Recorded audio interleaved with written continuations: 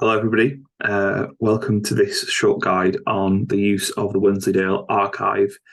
Over the last few weeks, I've been putting together a spreadsheet to start coordinating all the Wensleydale Railway objects. As I'm sure many of you know, we have bits and pieces all over the railway, important, valuable things to the railway that we're just trying to get a better hold on, and to try and know where it is, and to also be able to use those objects as a bit more of a resource for projects that we might want to do in the future.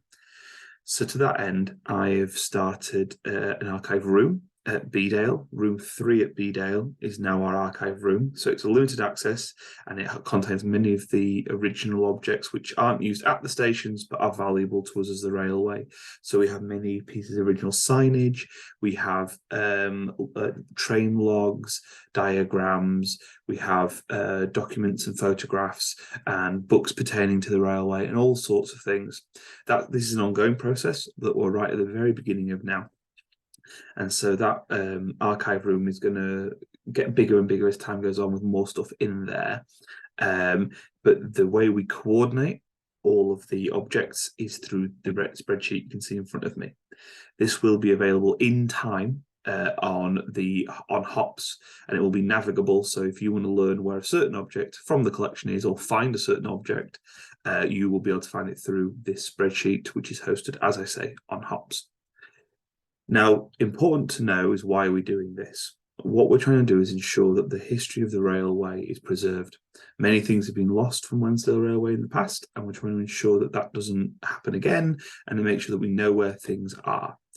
And to do this, we have to state our purpose. All things that we do to do with this archive relate to the purpose, which you can see at the top of the document here, and that is that the Wensleydale Railway aims to preserve the history of the Wensleydale line, the historical and heritage railway, and the lives of local people the rail affects to this day. So if we're looking at the objects that do or possibly don't go in the archive, this is the mission statement, as it were, that we work around. Now, in this document, you'll see there's quite a lot of information to do with how to read the archive. I'm actually going to go through the most of that today, so I won't go through it. But there is a section here, how to navigate the archive, and you will see if you've got any problems, if you want to add something new to the archive that you think that that Wensleydale might want to be in our archive, or if you want to request to see parts of the archive, we have a group of volunteers who are running this email address here, archives@wensleydalerailway.com. Just email them and they will get back to you. They're not looking at that every single day, but they will be doing that, especially in the next few weeks and months as they put the archive, as they start cataloguing the archive. So if you click on the document from Hops, you come to the introduction tab at the bottom left here. The main page you're going to want to look at, though, is this one here. This is the master archive list. And at the moment, this is all dummy information. None of this is actually correct information. I've just set this up for a demonstration today. So there's quite a lot of information going on here, and this amount of information allows us to navigate and to find items by certain data points.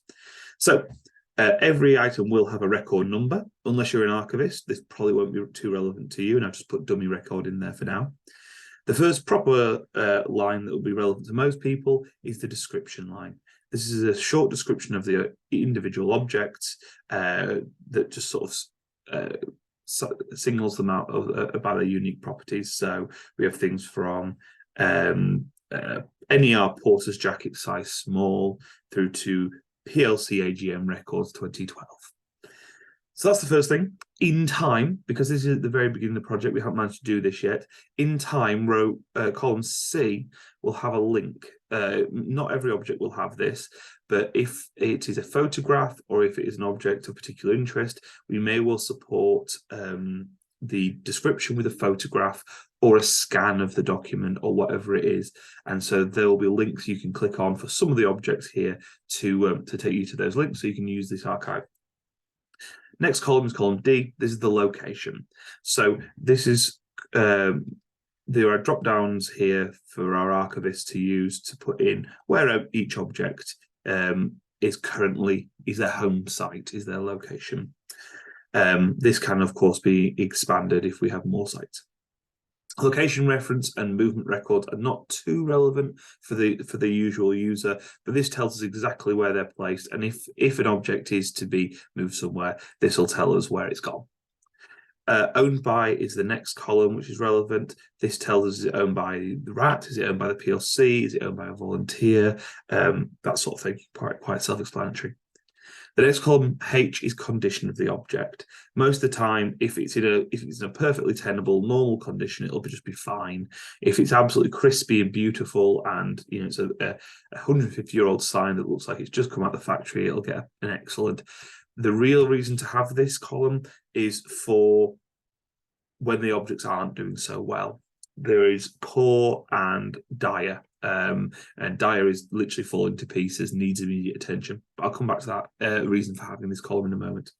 Additional notes is exactly this. Often you might want to put small amount to increase on the initial description, i.e. you might want to put the dimensions of the object, or if it's a photograph, you might want slightly more information, but not going crazy. As we scroll down, we can see each object then has a collection type. There are 3 collection types that we've identified for Wensleydale Railway. If I quickly click back to my introduction page, this cell here tells you the different types of collection. These are going to be identified by RAT and PLC staff, trustees, and our archivists. The first area is Wensleydale Railway Collection. This is any material that has a direct link to the operational history of the Wensleydale Railway, the line, its associated buildings. We're talking train logs from Bedale. We're talking signage from Javot. We're talking an original document that's come out of a building, or signage, or there's 100 things. A uniform that somebody wore that we know worked on our site. That's on one of our sites. That's all sort of list 1. List 2 is associated material. So if you look back to our purpose, we've said that not only are we looking at Wensleydale Line, but the lives of local people the railway affected.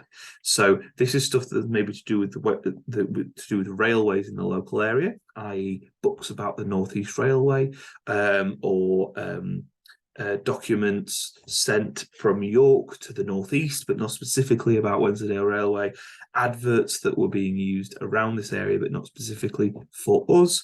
But it might also include, we have in our collection 2 local business archives who did a lot of business with the railway during the 1900, 1930s, 40s. Whilst they're not railway, they're sort of pertinent to what we did and fold into potential projects we might do in the future. And the third category is non-WR material. This is material that's perfectly interesting, but not actually anything to do with us. So we've listed this as items not related to Wensleydale Railway or the local area, but have a perceived financial or intrinsic value. For instance, in room 3 at Bedale, we have some lovely wooden block equipment, but they have no relevance to Wensleydale Railway as far as we are aware. They're not from any of our stations. In fact, one of them, I believe, has a brass about Southampton. I might be wrong there, but it has a brass about somewhere completely different in the country. So it's nothing to do with us. That doesn't mean we're not going to chuck it in a skip, but it does mean that we just list them slightly differently. So that's where the 3 lists come in. Next up, we have stations. Now, this is if you know where an object has come from, or if it's a photograph of a certain site, you will list that here. So there are a number of different options, all the different stations, as well as no station, which if you just a photo of the line somewhere, or not WR. So this is a photo, say you had a photo of, I don't know, London for some strange reason that's made its way into our collection. The period is similar. We'll try and do our best to get it as close as possible to the right period, so people can search this by the time period. The last thing that is quantified is what we call tags. These are metadata that will allow us to understand what is being seen in each of the objects, what sort of categories it fits into.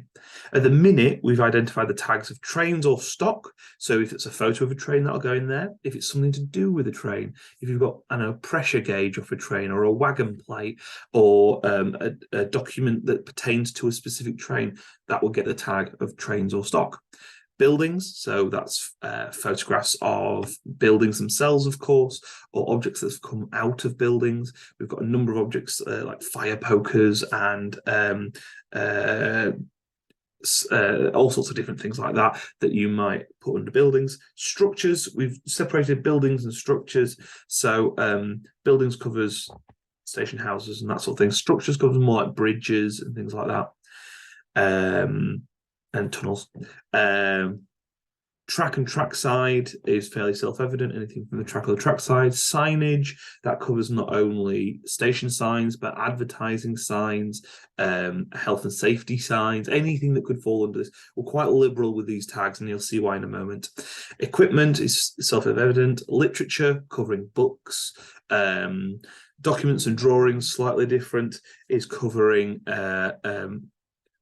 diagrams, documents, letters, that sort of thing. Clothing, ephemera, pictures and furniture, all sort of make sense. Ephemera's a bit of an other category. We don't like using that one because we've tried to get into a section better than that, but it covers, you can see what it's covering. Now, it may be in time that we realise we're putting absolutely loads of stuff under one tag. We might split it into two, but at the minute, these tags are how we are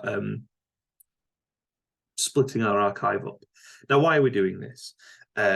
Partially to understand what we have, but also if you come on Hops and you want to look for something, you can use this database to learn what we have that falls into what you're looking for. So the best way of doing this is by looking at these little grey tabs at the top here.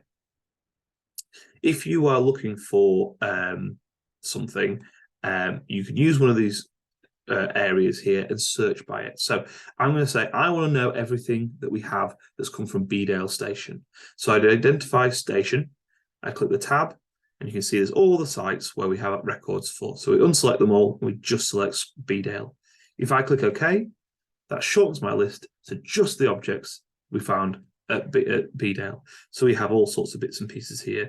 We have photos, books, archives, signs, all sorts of different bits and pieces. Do remember this is all dummy information for now. So that can tell me what do we have pertaining to Bedale. And I'm going to reset that again. Now, not only can we tell what sites we have, but we can use any one of these. So if I want to know what is currently located in room 3 at Bedale, I will unselect everything, just select room 3, which is the archive room, and that will give me a list of exactly what is in that room. Once again, if I reset, we can go even further than this. We can use our tags. If I'm not looking for something to do with the station specifically, but I want to find all of the photographs, I can go into pictures, say unselect and select yes, I want all the pictures, and it'll give me a list of just the pictures that we have here. These are all just dummies, as I said before.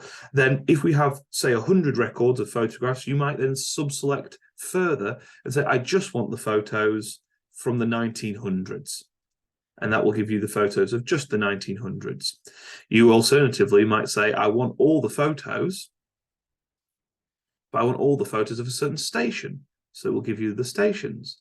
Now, I've only got a limited amount of information in here at the minute. If you imagine hundreds of records, this is quickly pulling it down from hundreds of records down to just a few. And especially with photographs, hopefully we'll have a link to each photograph in this linked column I showed you earlier. So if you are looking for a specific historic photo, you might say, I'm looking for something from a certain time period or a certain station or both.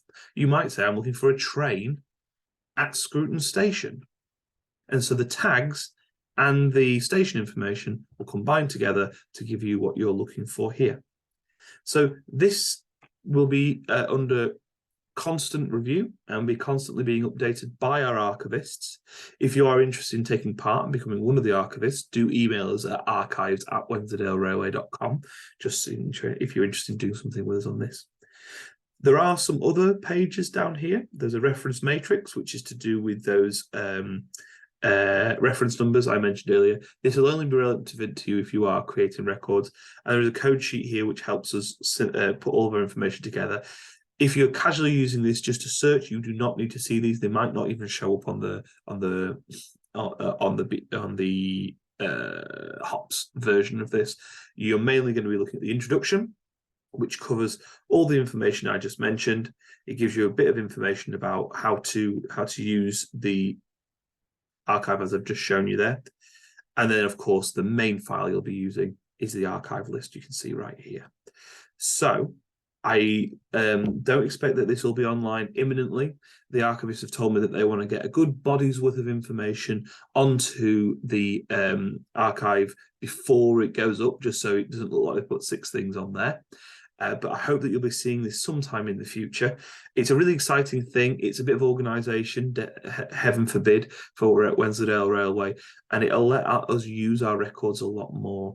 There's a lot more information we can go into on this one. There's all sorts of different ways we can use this data, but I won't go into that right now. But thank you so much for listening. I hope that's some interest to you. And that's that. Thank you so much.